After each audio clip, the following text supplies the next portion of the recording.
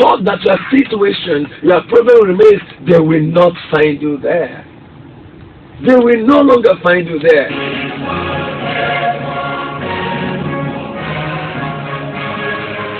And so the Bible says, Lazarus, come out.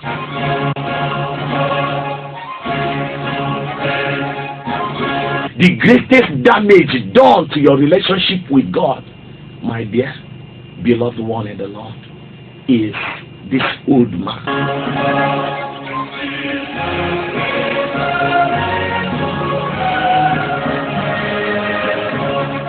Irrespective of what you have done, irrespective of the mistakes, irrespective of the deliberate actions that are cruel and wicked, we have a loving and a forgiving God who forgives and never repents.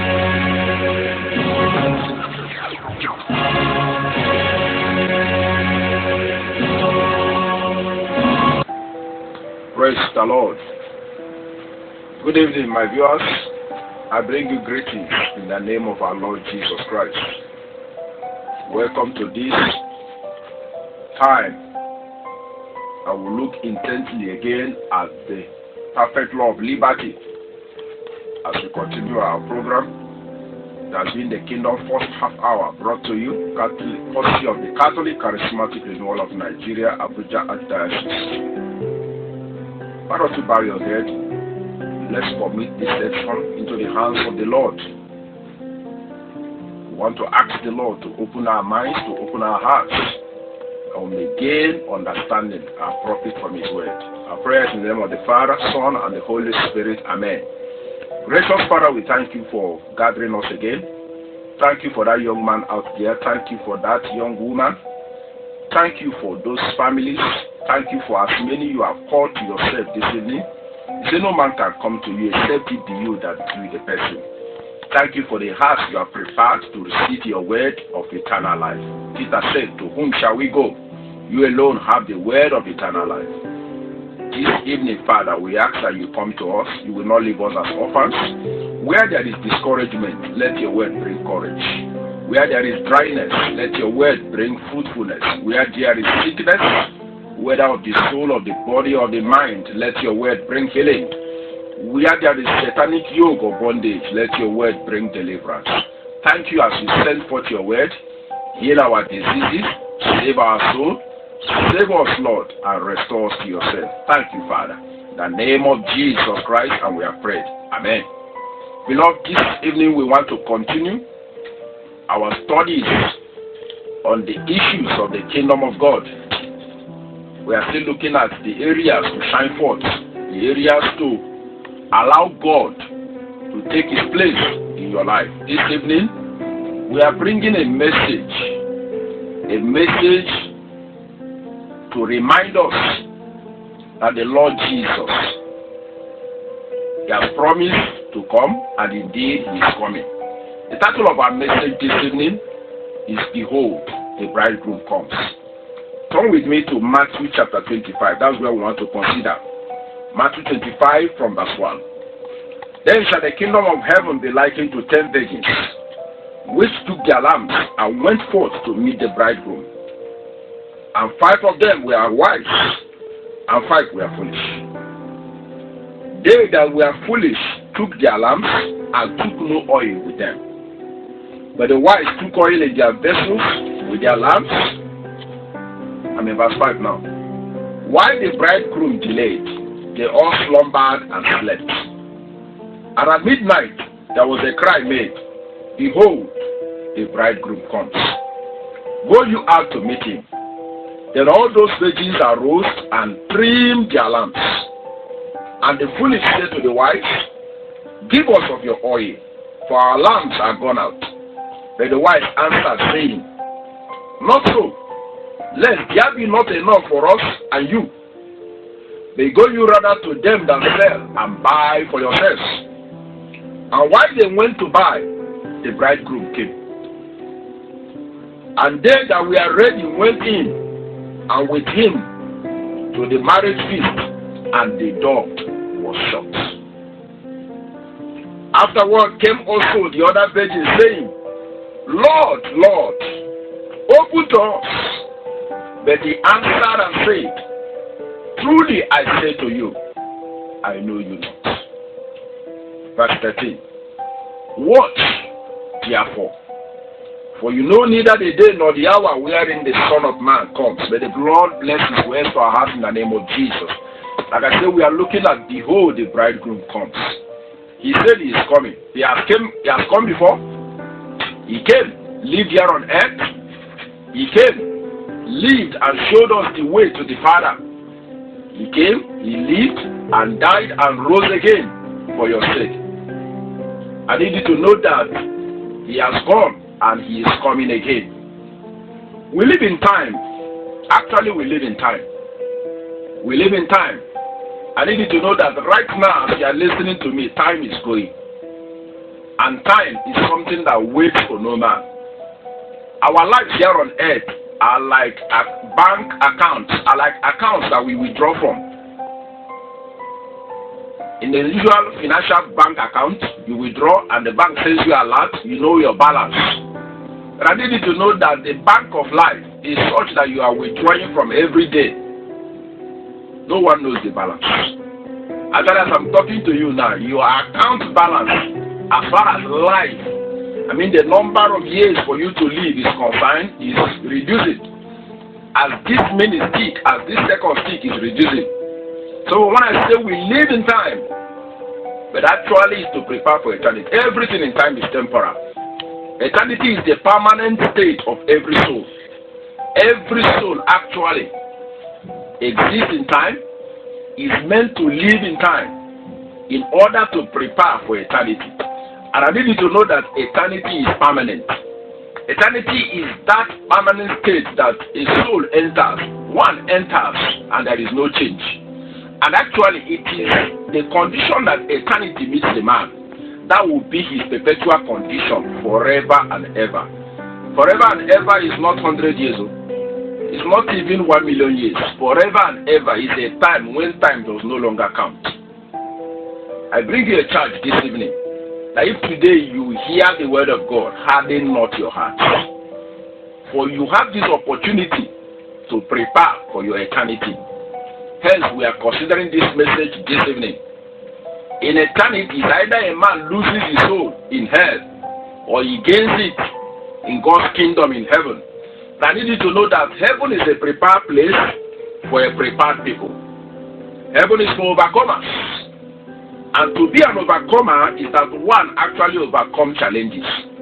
We live in a time whereby the words of scripture is being fulfilled in our very eyes. Scriptures declare that in the last days there shall be wars, rumors of wars. There shall be increase in wickedness. The love of many shall wax cold. Nation will rise against nation, kingdom against kingdom. There will be famine, there will be pestilence, there will be sorrow, there will be hardship. And in the last days, it will be difficult to be a Christian. But that same scripture says in the later verses that he that endures to the end shall be saved. Like I say again, heaven is for overcomers. And actually, every man is born here on earth in order to live here, make a choice of where to spend eternity, and overcome. In other words, to be an overcomer is that one overcome challenges. Several issues go on these days, but I want to assure you that God has not left us to the detriment of the devil. God has not left us. He has not left the world that he created for the devil to do as he pleases. Everything still happens because he who sits in heaven watches. He who sits in heaven rules the affairs of men. But the issue here is that the hard times and the hard situations around shouldn't be an excuse. It shouldn't be an excuse. This is to remind us actually that the end of all things is near and it's time to get prepared. As we look into the scriptures we read this evening, it might interest you that these are the scriptures that point to the end of time. The Word of God talks about how the kingdom of heaven is likened. He said it is likened to 10 virgins. The first matter we need to describe here, when that scripture says it is likely to 10 virgins who we are expecting the coming of the bridegroom.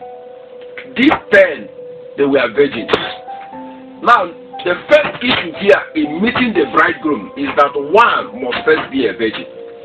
Anytime the word of God is dealing with a virginity in spiritual sense now, you are an adult and you are listening to me, I know you know what it means to be a virgin, even biologically or physically, or as the case may be.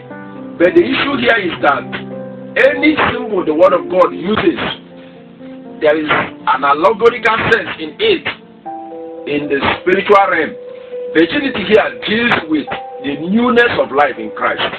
It deals with having a new birth.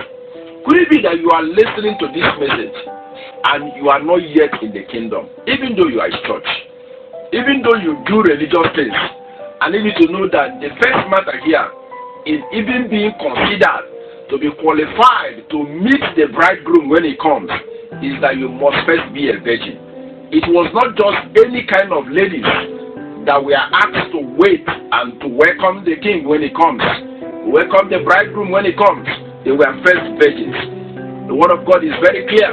John chapter 3 verse 3 says, except a man be born again, he will not see the kingdom of God. The reason why several are in church but they are not in the kingdom is because they have not experienced the new life that actually makes them want to see the kingdom of God and to cherish it. 1 Corinthians 2 verse 14 tells us that man without the spirit, the natural man without the spirit of God, spiritual things are foolishness to him. This message might look foolish to you depending on who you are and where you are in the kingdom of God, depending on the kind of Christian you are. Maybe you are the type who has spiritual language but actually they are not spiritual. This word is coming to you, that except a man be born, he will not see the kingdom. And in verse 5 Jesus emphasized again, he will not enter the kingdom. I need you to know that Jesus was talking to a religious man. Nicodemus was a religious man, being born again. The issue here is that it's not just enough that man be born. It's not just enough that a man be born into the kingdom.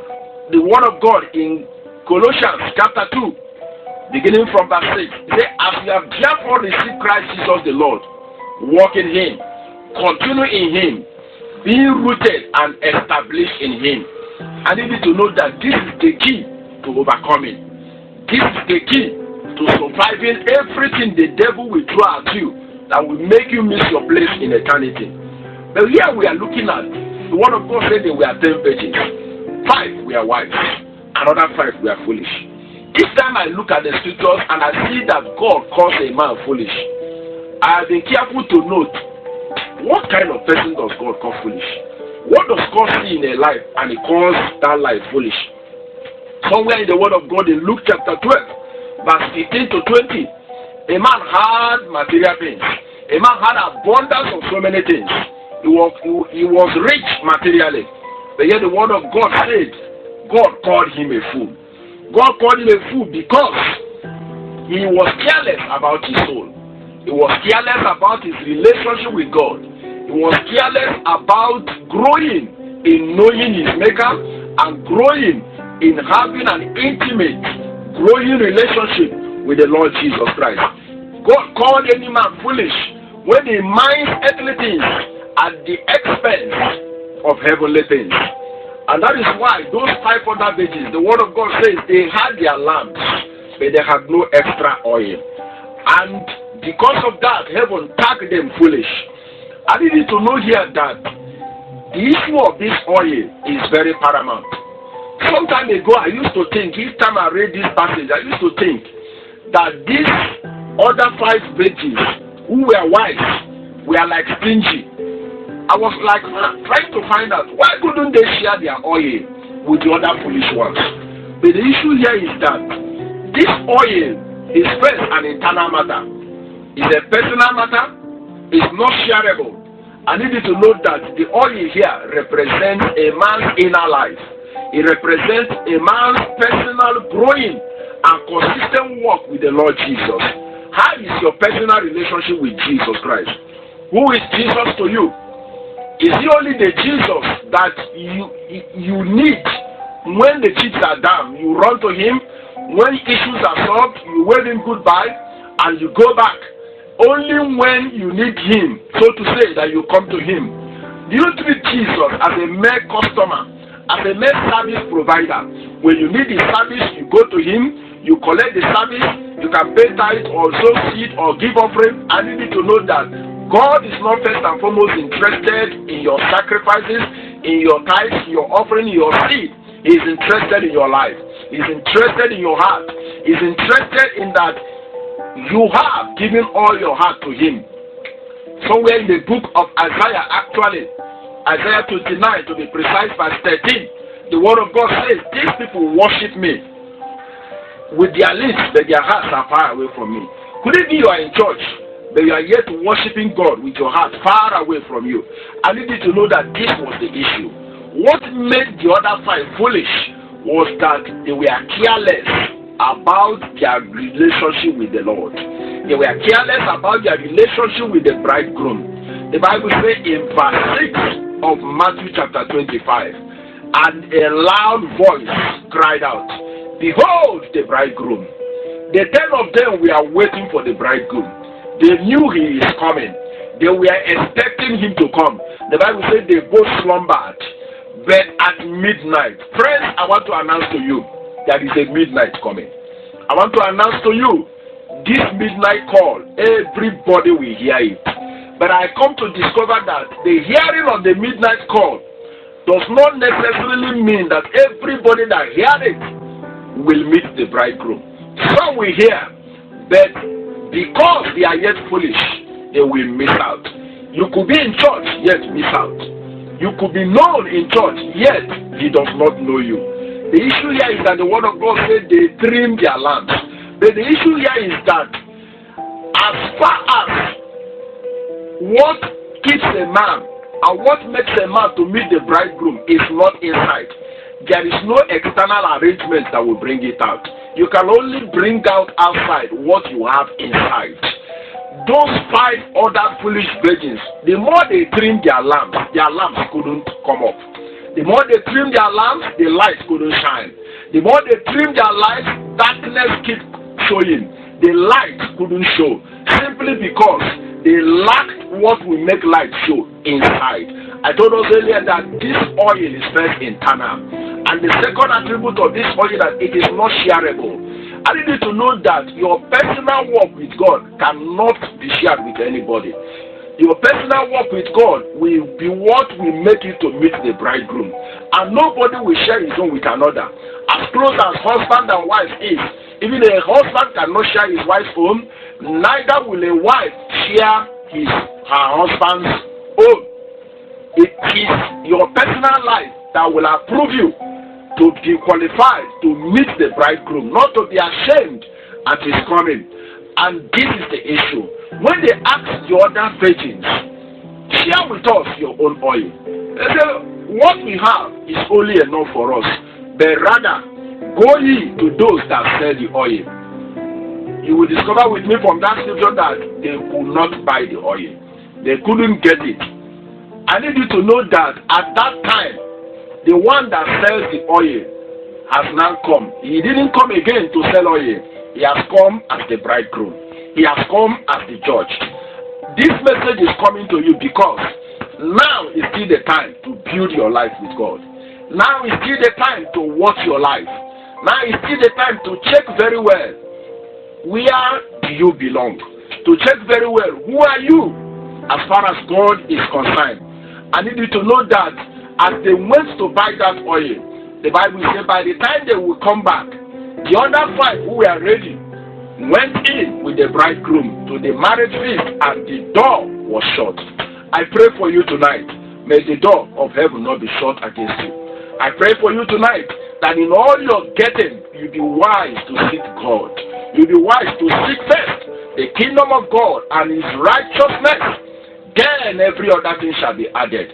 We live in a generation whereby the table has been turned upside down. Men are only interested in the every other thing. But the seeking of the kingdom and his righteousness is relegated. I need you to know that that scripture says, seek ye first. Meaning that God cannot take second. If any other thing is taking first in your life, and God is relegated to second place, I need you to know that you are not giving him your heart. God must be first. in your life. The Bible says we are created. In Revelation 4 verse 11, it says we are created for his pleasure, not for your own pleasure. For whose pleasure are you living up to now? The Bible says those who live for their pleasure, they are dead even while they live. And the Bible says by the time they knocked, they hear the voice saying, even though they called him Lord, they say, Lord, Lord, open to us. It's not enough to call him Lord. The question is he your Lord? Is he the Lord of your business? Is he the Lord in your office? Is he the Lord in your marriage? Is he the Lord over your affairs? Matthew chapter 7 verse 21, the word of God says, not many who call me Lord, Lord, will inherit the kingdom of my Father. But he that does the will of my Father. So why do you call me Lord, Lord? But you don't do what I say. This is the problem of these 5 village virgins. They actually called him Lord, but he said to them, I don't know you. You could be in church, you could be known in church, you could even be a great preacher, but he doesn't know you. But you're doing God's work in your own way and not in God's own way. I need you to know that God's work must be done in God's own way to receive God's approval. Check very well. The final verse in that scripture says, watch therefore. It says, examine your life. Watch. Watch your life. Watch your conduct. Watch what you are doing. Are you yet outside the kingdom? Watch. The day is coming. The day of reckoning is coming. Are you already in church, even doing what is considered the work of God? Several also did what they considered great works, but yet they had, in Matthew chapter 7 verse 24, I don't know you. Away from me, you workers of iniquity. Therefore, this is the reason why to watch. This is the reason why to check. That scripture says, stay awake, be prepared, for the bridegroom is coming, and is coming at an hour we do not expect. It's important to check very well. I need you to know that God has covenanted himself to help us. He has covenanted himself to help you. It is not angels that God helps. It is we, the sons of men. Isaiah 41 verse 10, his word says, fear not, I will help you. If only you can agree for God to help you. If only you can agree with God. If only you can confess your wretchedness without him. If only you can confess your helplessness without him. If only you can agree with him. Just like the songwriter said, helpless I am, full of guilt. But yet for me thy blood was shed. Thou alone can make me what I will and take me as I am. Are you crying to him this night? Are you saying to him, Jesus my Lord, to thee I cry, except thou help me, I must die. Oh, bring thy free salvation near and take me as I am. Are you saying to him, Lord, helpless I am, full of guilt, but yet for me thy blood was shed. Oh Lord, show me your glory. Show me your salvation. Show me your healing mercy. Restore me back to yourself. Restore me back to a consistent walk with you. Restore me back to a continuous walk with you. I am tired of this up and on kind of Christianity. I am tired of this kind of hypocritical life. Lord, help me. Lord, save me. It is not about church. It is not about knowing spiritual language. It is not about sounding spiritual, but it's about being spiritually sound. Would you like to open up your heart and cry to the Lord this evening? The day is coming. No one knows the day nor the hour. It is possible to be in church, yet you miss out of the kingdom. It is possible to offer several sacrifices.